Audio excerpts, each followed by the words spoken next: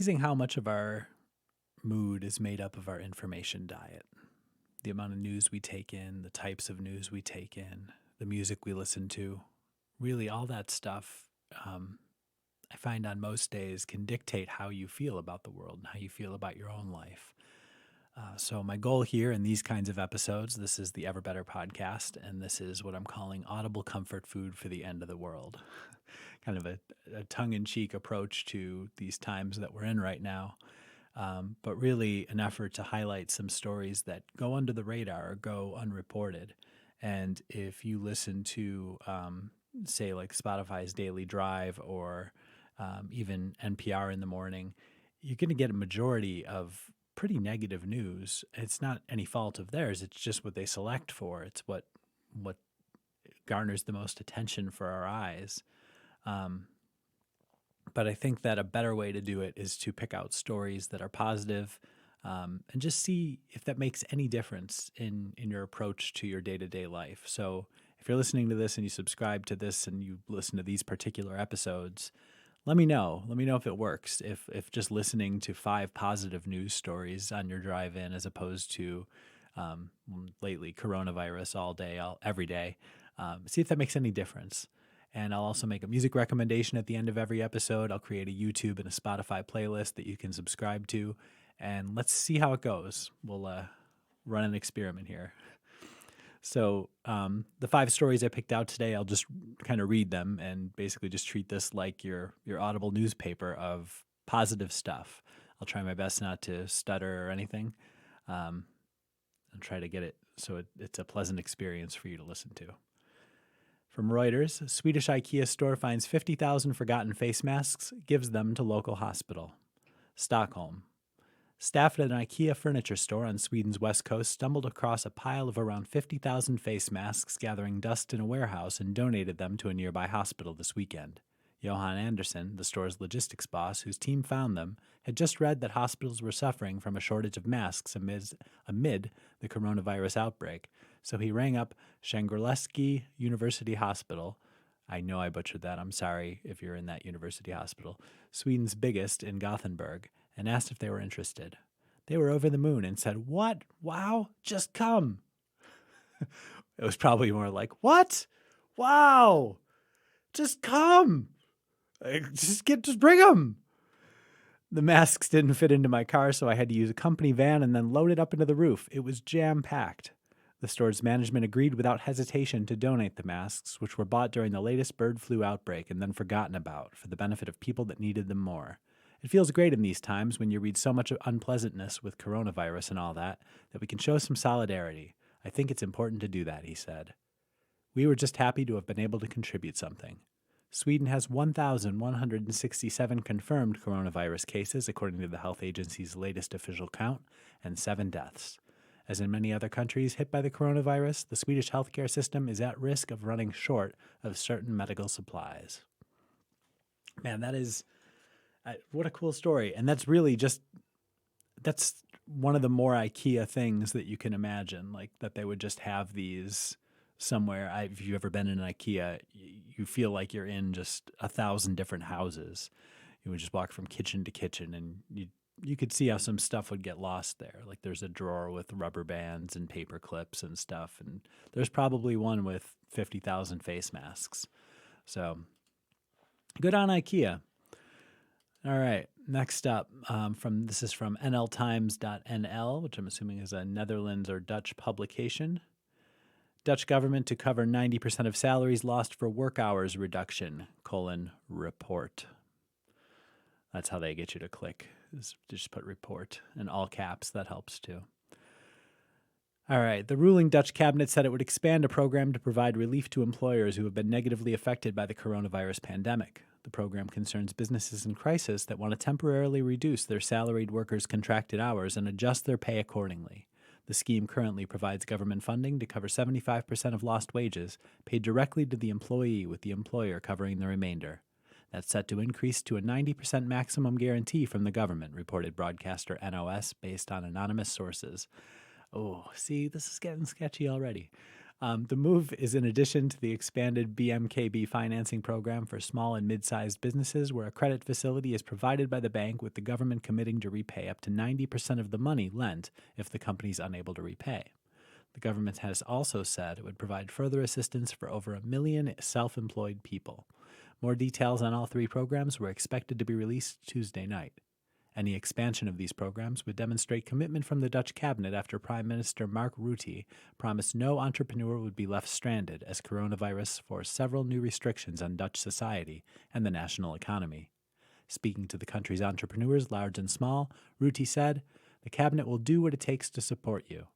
It contrasts against statements made by Economics Affairs Minister Erik Wiebes, who spoke of the social restrictions in a weekend interview. It'll mean a decline in income for many freelancers. They also opted for this themselves. He then explained, "The freelancers have said themselves that they do not want permanent employment. These people have consciously taken that risk themselves." As of Tuesday evening, over 54,000 businesses have requested permission to reduce employee work hours, according to the Ministry of Social Affairs. Normally, just a few hundred companies apply for the permit in any given year. Dutch flag carrier KLM was one of the companies to apply to the ministry for permission.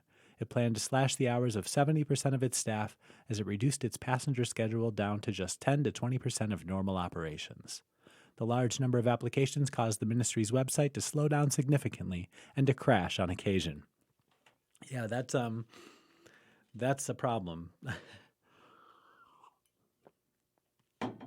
I imagine with any social program, the logistics of just getting people signed up for it are these websites are not built to handle it. I used to work for a state agency, and anytime there was something even remotely spiky in the traffic pattern, it took the whole website down. It was a on-premise server somewhere in the state capital, and it just could not handle more than something like 1,000 concurrent visits at a time. So careful, government, on your technology. All right, coronavirus. I promise in the future I'll try to find non-coronavirus stories to mix in here. These were just what jumped out at me first. Kind Canadians start caremongering trend. Much like that one thing was the most IKEA thing ever, this is probably the most Canadian thing ever. I love you, Canada. Never change. This is by Tom Gherkin, BBC News, Washington. Just a few days ago, the word caremongering did not exist. Now, what started as a way to help vulnerable people in Toronto has turned into a movement spreading fast across Canada. More than 35 Facebook groups have been set up in 72 hours to serve communities in places including Ottawa, Halifax, and Annapolis County in Nova Scotia, with more than 30,000 members between them. People are joining the groups to offer help to others within their communities, particularly those who are at risk of more health complications related to coronavirus.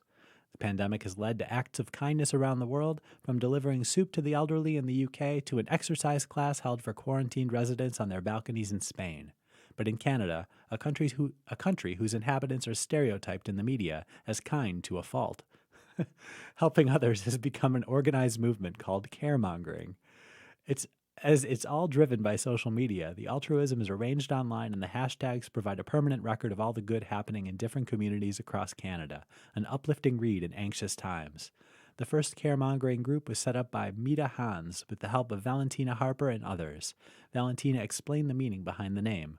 "Scaremongering is a big problem," she tells the BBC. "We wanted to switch that around and get people to connect on a positive level, to connect with each other.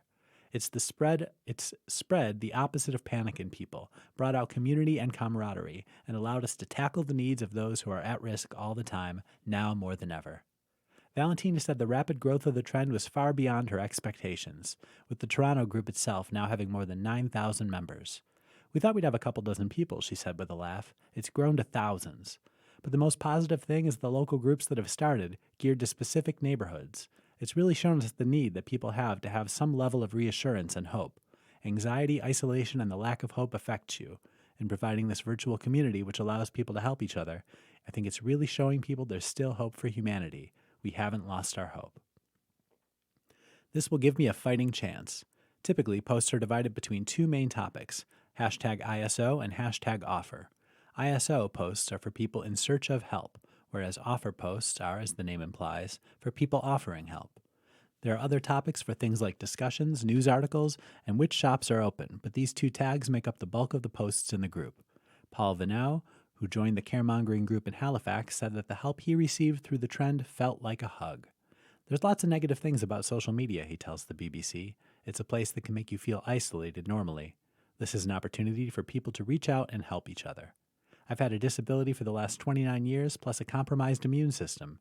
I live on hand sanitizer in normal circumstances. I started to worry about things running out 3 days ago. A friend asked on Paul's behalf for hand sanitizer in the Halifax caremongering group, and someone soon came through. Shortly after, Paul joined up to leave a message thanking everyone for their help. I'm completely and sincerely feeling love over it, he said. If I get the flu or coronavirus, I'll be in the hospital. This will give me a fighting chance. Thank you. It's been life-changing. There are countless examples of goodwill on the various Facebook groups. These include a single mother in Ottawa receiving food for her baby, a group of people in Toronto offering to cook meals for those who are unable, and a community in Prince Edward Island who gave grocery store gift cards to a woman who was laid off because of closures related to coronavirus. One of the most popular acts is to go to the supermarket for those who are unable, though depending on luck, this can prove to be an act of extreme patience, as one Hamilton woman discovered when going to a Walmart at 5:30 a.m. on Saturday. The queue was a long one. There's a video.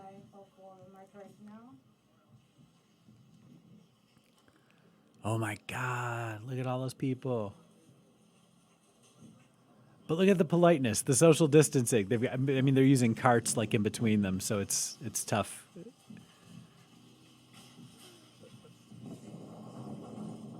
But look, there's like 5 or 6 feet between them all, which if you're standing in a line outside Walmart is exactly how much space you want. How cool. But the groups are not exclusively for people who are able to give help or even those who need it. They're also about providing a place for people to see acts of goodwill in their communities. When asked what the group meant to her, Ria Rave Faye said it was a safe haven to restore my faith in humanity. It's easy to feel alone and powerless, she said, especially if you're isolated. Being able to offer people emotional support, share information, and even just swap ideas of how to pass the time has been life-changing.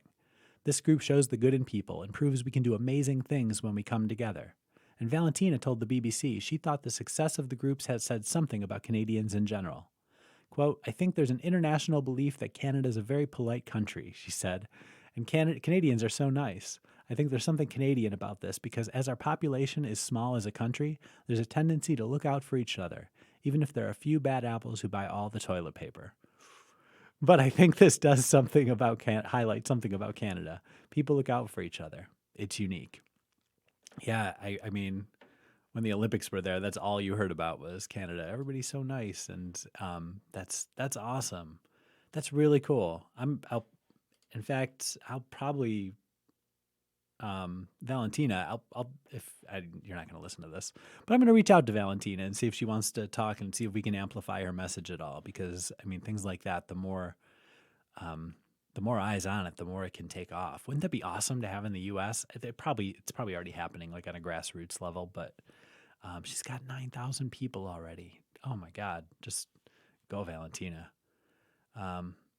All right, Business Insider. Trader Joe's is paying bonuses to store employees amid an unprecedented sales increase as some workers demand hazard pay. From Haley Peterson, 16 hours ago. Trader Joe's is planning to pay bonuses to store employees amid an unprecedented increase in sales due to the coronavirus pandemic, according to an internal company memo. The memo, which was reviewed by Business Insider, said the grocer is planning to set up a special bonus pool for each store based on the recent sales increases. Each store's bonus pool will be divided equally among store employees based on their hours worked during the sales period, according to the memo.